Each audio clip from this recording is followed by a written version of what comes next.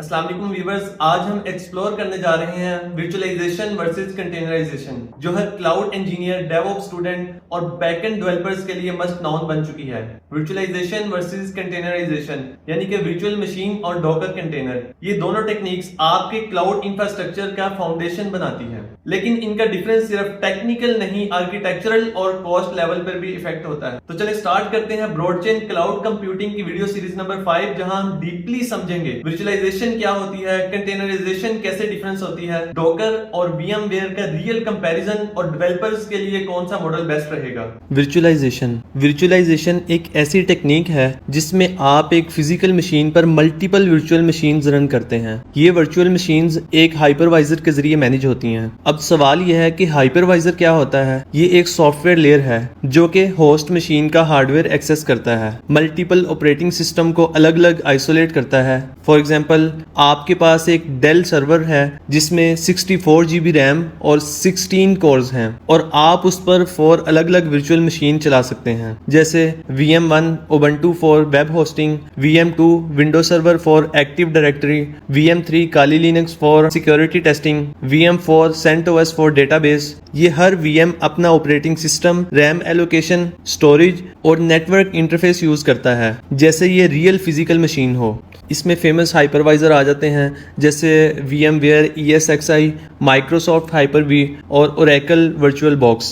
अब हम इसके बेनिफिट्स की बात करते हैं। सबसे पहले इसमें हमें बेनिफिट मिलता है फुल ऑपरेटिंग सिस्टम कंट्रोल। हर VM का एक अलग ऑपरेटिंग सिस्टम होता है, इसलिए आप उसे फुल कस्टमाइज कर सकते हैं। स्ट्रॉन्ग आइसोलेशन, एक वर्चुअल मशीन का क्रैश दूसरी वर्चुअल मशीन को इफेक्ट नहीं करता। इसके बाद आता है suitable for legacy app, old applications जो स्पेसिफिक ऑपरेटिंग सिस्टम इन्वायरमेंट मांगती हैं उनके लिए परफेक्ट है। अब हम इसके ड्रॉबैक्स की बात करते हैं। रिसोर्सेज हैवी होते हैं इसमें, यानी कि हर वर्चुअल मशीन का अपना ऑपरेटिंग सिस्टम होता है, इसलिए ज्यादा रैम और ज्यादा CPU यूज होता है। इसमें बूट टाइम बहुत ज्यादा होता है, जैसे फुल ऑपरेटिंग सिस्टम स्टार्ट होने में बहुत टाइम वेस्ट हो जाता है। इंफ्रास्ट्रक्चर का ओवरहेड होता है, सेटअप, मेंटेनेंस और अपडेट्स में एक्स्ट्रा एफर्ट लगते हैं। इसके बाद हम बात करते हैं व्हाट इज कंटेनराइजेशन। कंटेनराइजेशन एक मॉडर्न टेक्निक है जिसमें आप एप्लीकेशन को ऑपरेटिंग सिस्टम लेवल वर्चुअलाइजेशन के थ्रू रन कर सकते हैं बिना फुल ऑपरेटिंग सिस्टम इंस्टॉल किए। डॉकर सबसे फेमस कंटेनर प्लेटफॉर्म है। यहाँ इंस्टेड ऑफ वर्चुअलाइजिंग फुल हार्डवेयर, आप सिर्फ एप्लीकेशन प्लस डिपेंडेंसीज को एक छोटी यूनिट कंटेनर में पैकेज करते हैं।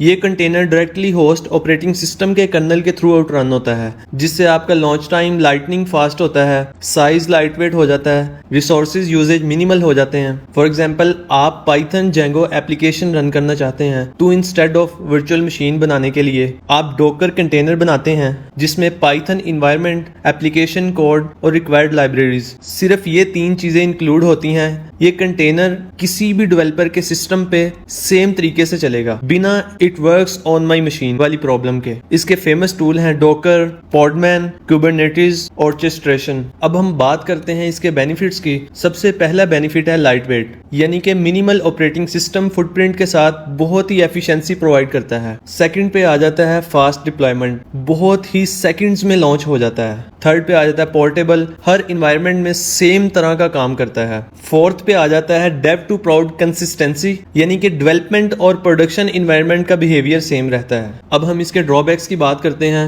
लेस आइसोलेशन, यानी कि एक कंटेनर के इम्पैक्ट दूसरे कंटेनर पर हो सकता है अगर ऑपरेटिंग सिस्टम लेवल वल्नरेबिलिटी हो।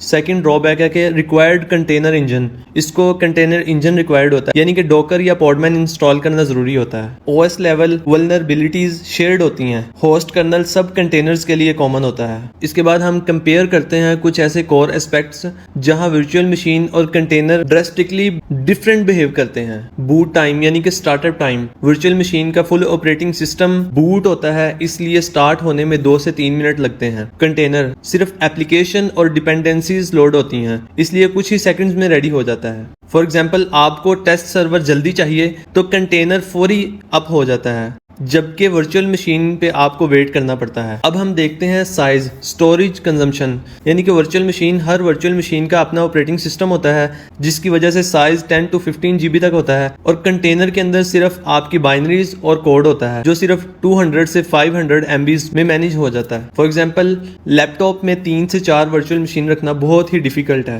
लेकिन 15 से 20 कंटेनर इजीली मैनेज हो जाते हैं। थर्ड पे आ जाता है OS ओवरहेड, यानी कि वर्चुअल मशीन के अंदर हर वर्चुअल मशीन जो है कंप्लीट OS रन करती है जिसके अंदर रैम और CPU दोनों हैविली कंज्यूम होते हैं और कंटेनर के अंदर एक शेयर्ड ऑपरेटिंग सिस्टम कर्नल सब कंटेनर के लिए कॉमन होता है, इसलिए लोड बहुत ही कम रहता है। फॉर एग्जाम्पल डोकर इंजन सब कंटेनर्स को सिंगल ऑपरेटिंग सिस्टम पर एफिशिएंटली चला लेता है। फोर्थ पे आ जाता है पोर्टेबिलिटी। वर्चुअल मशीन VM के अंदर स्पेसिफिक हाइपरवाइजर या प्लेटफॉर्म के साथ बाइंड होती है और कंटेनर के अंदर डोकर कंटेनर किसी भी इन्वायरमेंट, लिनक्स, विंडो, क्लाउड पे इजीली रन हो जाता है। फॉर एग्जाम्पल डेवलपर ने अगर कोई एप्लीकेशन या सॉफ्टवेयर मैक पर बिल्ड किया है, वही कंटेनर लिनक्स सर्वर पर वैसे ही चलेगा।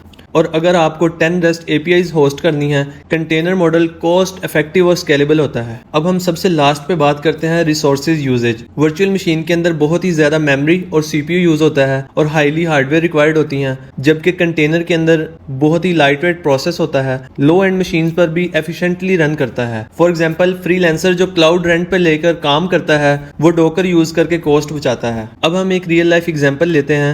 भैया एक इस्लामाबाद बेस्ड डेवऑप्स इंजीनियर है, उसका काम है सॉफ्टवेयर टीम के लिए टेस्टिंग इन्वायरमेंट सेटअप करना। पहले उसे हर प्रोजेक्ट के लिए अलग वर्चुअल मशीन बनानी पड़ती थी। 15 से 20 GB इमेज, बूट टाइम 2 से 3 मिनट, सिस्टम स्लो हो जाता था और उसके लिए रोजाना 5 से 6 बिल्ड टेस्ट करने पड़ते थे। हर वर्चुअल मशीन बनाने में 10 से 15 मिनट लगते थे, इस वजह से उसका टाइम काफी वेस्ट हो जाता था और टेस्टिंग साइकिल बहुत ही स्लो रहता था। फिर उसने डोकर अडॉप्ट किया और वो हर प्रोजेक्ट के लिए 200 से 500 MB कंटेनर बनाता है। इंस्टेंट लॉन्च हो जाता है, एक ही सिस्टम पर 10 कंटेनर रन कर सकते हैं। अब उसकी प्रोडक्टिविटी 4x इंप्रूव हो गई और उसका टीम के हुए प्रोसेस भी ऑटोमेट हो गया। When to use what. अब सवाल ये उठता है कि किस सिनेरियो में आपको वर्चुअल मशीन यूज करनी है और किस सिनेरियो में आपको कंटेनर यूज करना है।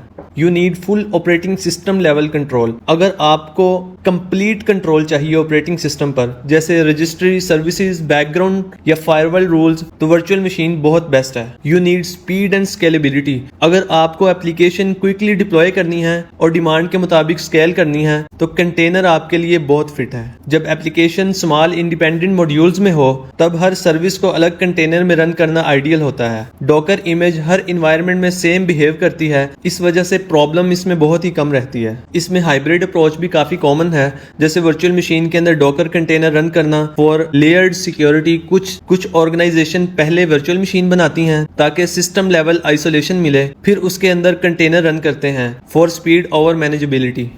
तो दोस्तों वर्चुअलाइजेशन और कंटेनराइजेशन दोनों पावरफुल हैं, लेकिन दोनों का यूज केस, नीड और चॉइस अलग अलग होती है। डेवलपर्स के लिए कंटेनराइजेशन एक रैपिडली ग्रोइंग ट्रेंड है और इंडस्ट्री के डेटा के मुताबिक एक पावरफुल अप्रोच भी बन चुकी है, लेकिन इंटरप्राइज वर्कलोड्स के लिए वर्चुअलाइजेशन अभी भी क्रिटिकल है। तो नेक्स्ट टाइम जब आप डिप्लॉय करें तो सोचें क्या आपको सिर्फ फुल ऑपरेटिंग सिस्टम कंट्रोल चाहिए या उसकी डिपेंडेंसीज चाहिए। That's the difference, that's the choice. Blockchain के साथ बने रहिए, मिलते हैं नेक्स्ट वीडियो में, तब तक के लिए अल्लाह हाफिज।